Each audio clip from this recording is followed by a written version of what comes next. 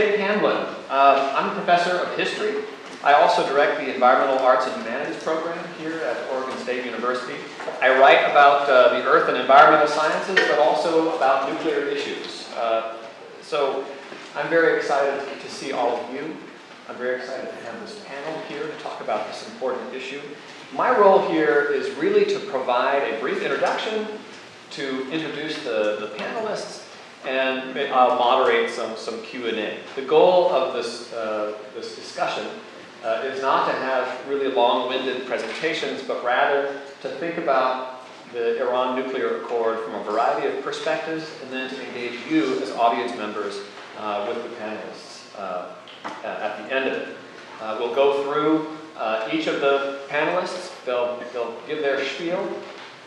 We won't have Q&A after each one. Rather, we'll have a general Q&A, question and answer period, after all of them are finished. So first, I would like to thank the Special Collections and Archives Research Center, SCARC. They are the ones that provided this space.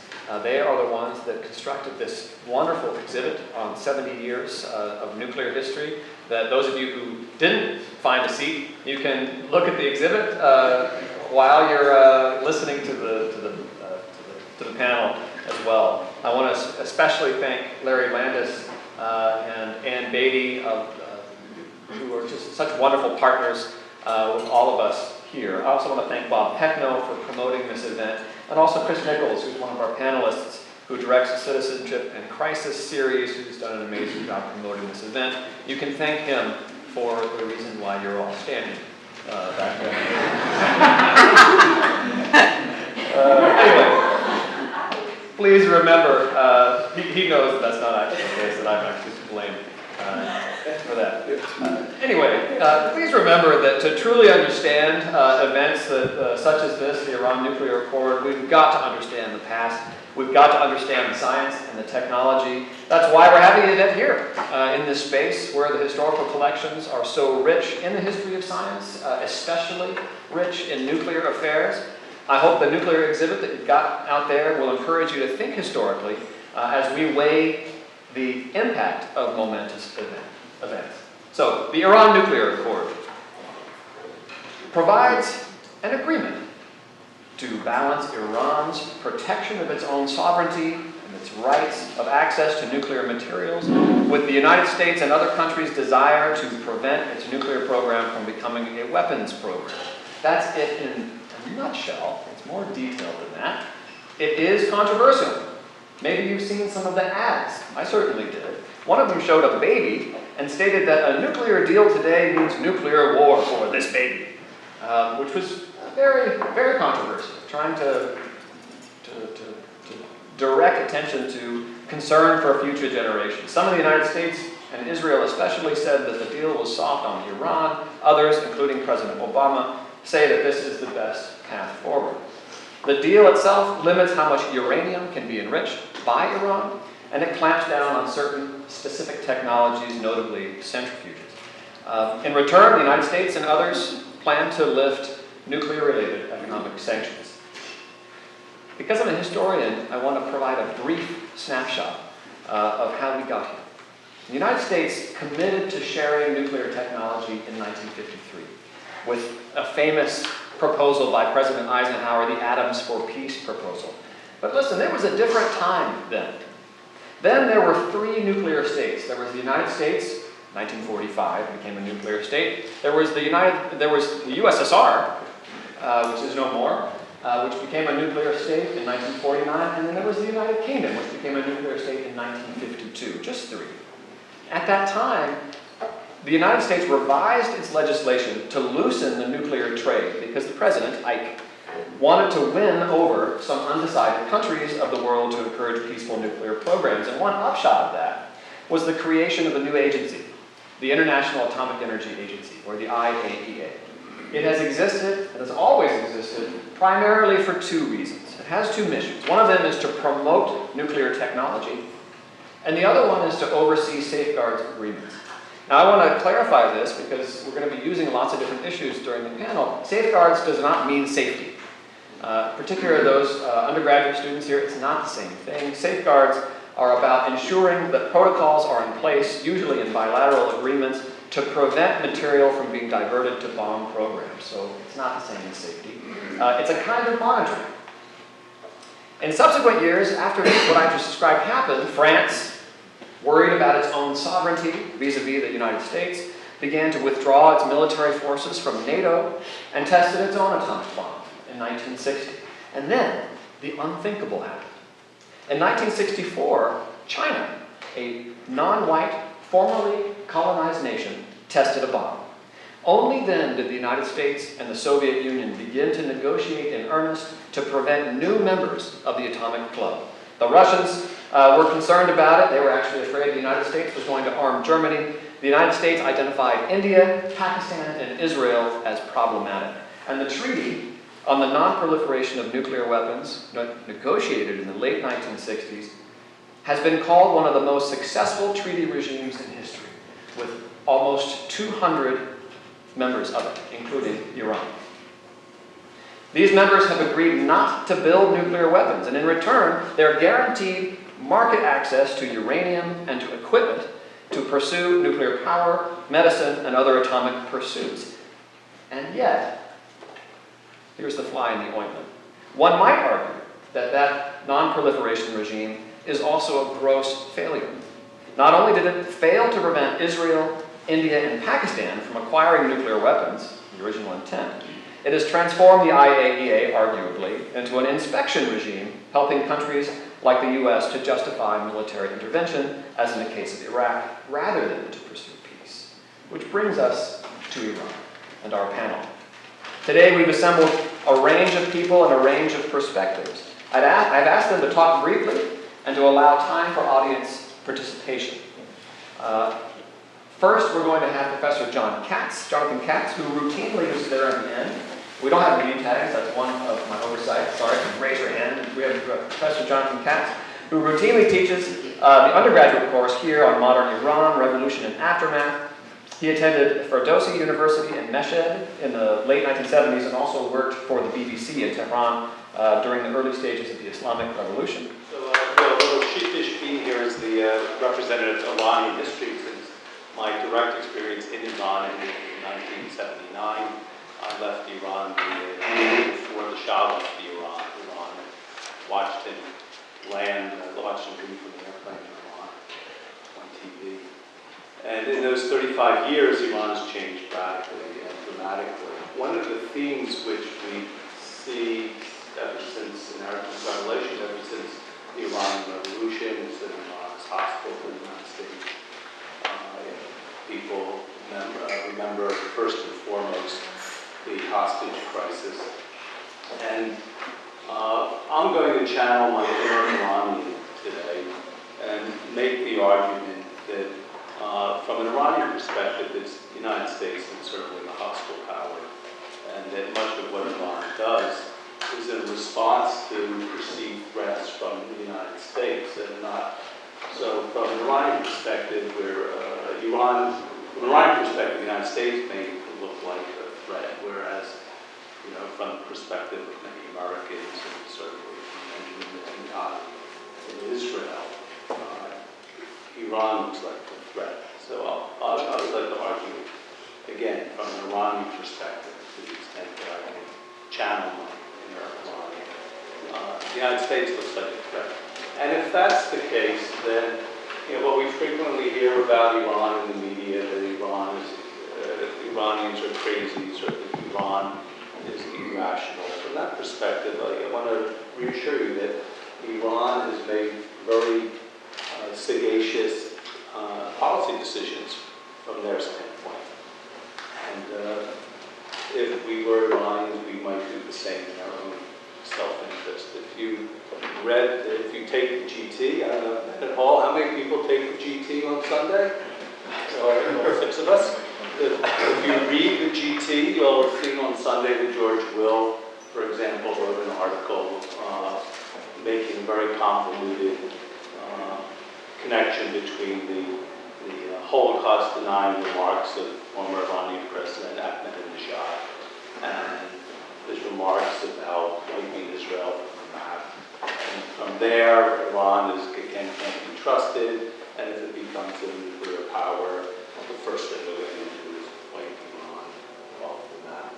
And nothing could be, I think, further from the truth. Iran wants nuclear weapons, or wanted nuclear weapons, when it seemed like they were actively pursuing a policy of acquiring nuclear weapons. When they did that, it was because they needed a policy of deterrence from an Iranian perspective. The United States had just invaded Iraq, their neighbor. The United States had just invaded Afghanistan. And so Iran found itself surrounded by what it imagined to be hostile powers. And so deterrence from that sense makes perfect sense. And nuclear weapons are the primary deterrent. And I just want to point out that, looking over, preparing for this, I look at the New York Times, they have something like 6,500 articles about Iran and its nuclear program over the past 15 years or so. And, we took it as a kind of a given that Iran could not and should not have nuclear weapons. And, among the 6,500 articles, there was one guy who wrote an op-ed piece saying that maybe it's actually a good thing that Iran gets nuclear weapons, we could live with it, and it would change our foreign policy. And his argument, which you can take it or leave it, his argument was that a nuclear Iran would force the Arab states to come under the American umbrella, nuclear umbrella, that we would provide deterrence, and therefore we'd have greater leverage with the Arab states. I'm not an expert in geopolitics, but I do think that there was an overwhelming, disproportionate sense that Iran could not ever become a nuclear power, when in fact Pakistan, as we just heard, is a nuclear power, India's nuclear weapons, and North Korea got nuclear weapons. So why now at this point is everyone so upset about Iranian nuclear weapons? So from the standpoint of Iranian standpoint, as I said, there is a sense that they needed a deterrent.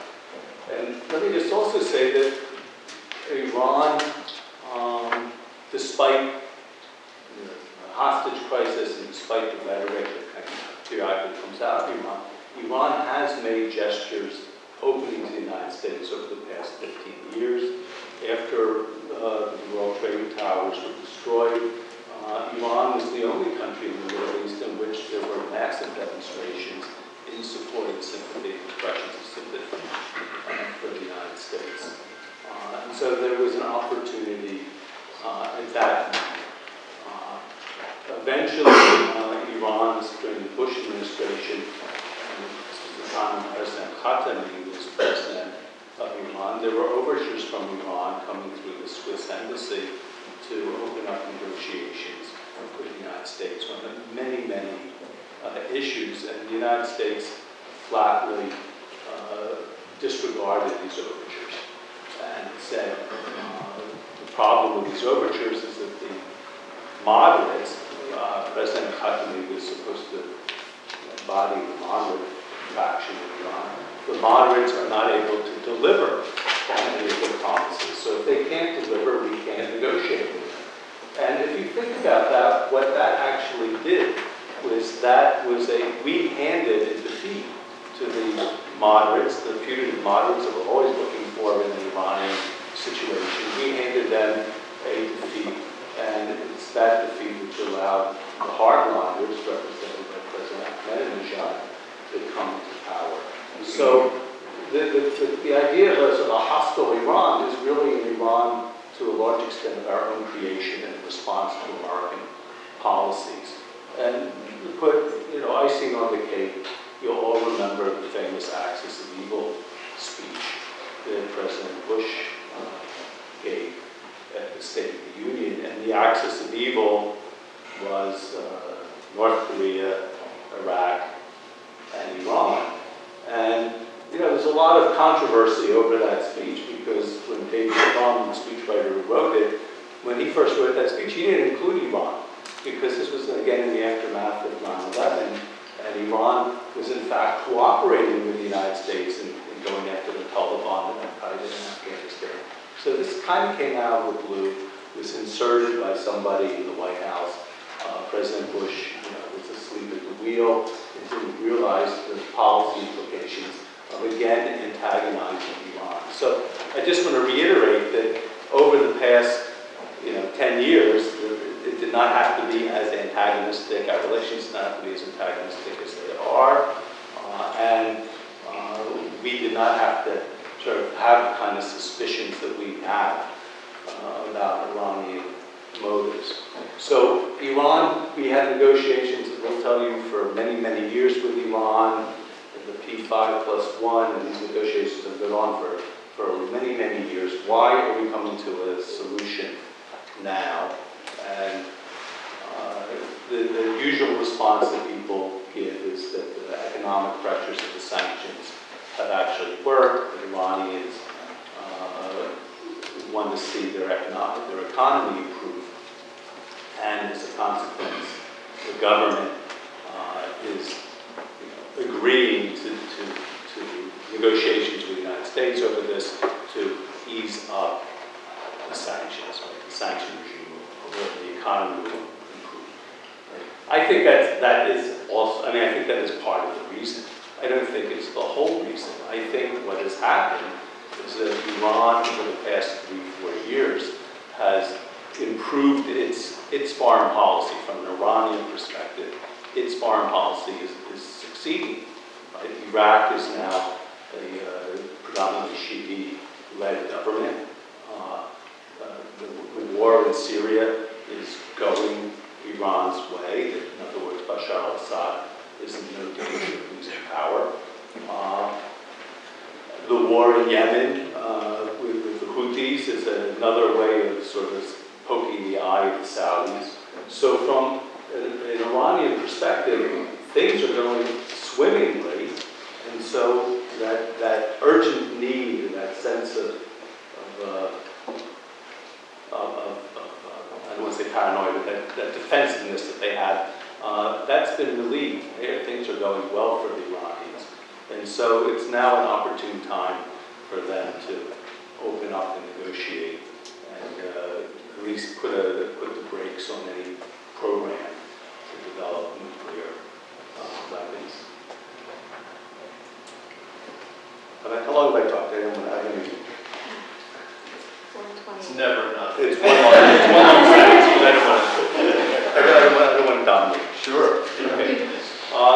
The other thing I want to say is how Iranian self-esteem is wrapped up in its nuclear program. And I think this should not be neglected. The Iranians felt like they've had a bad deal in relationship to the United States, going back to most of that in 1953, where it was stage 2 against the elected government, and the United States unfailing support of Bashar in '79. It's a funny thing because Iranians, I think, in general, like the United States. Lots of Iranian students here, and lots of Iranians in sort of the Iranian diaspora like the United States. But even disregarding that, the sense has been that Iranians are a proud people, and everybody is trying to tell them for the past 100 years that you can't do this and you can't do that. And so there's a sense in Persian confidence. We have a right. We have a kind of we deserve this.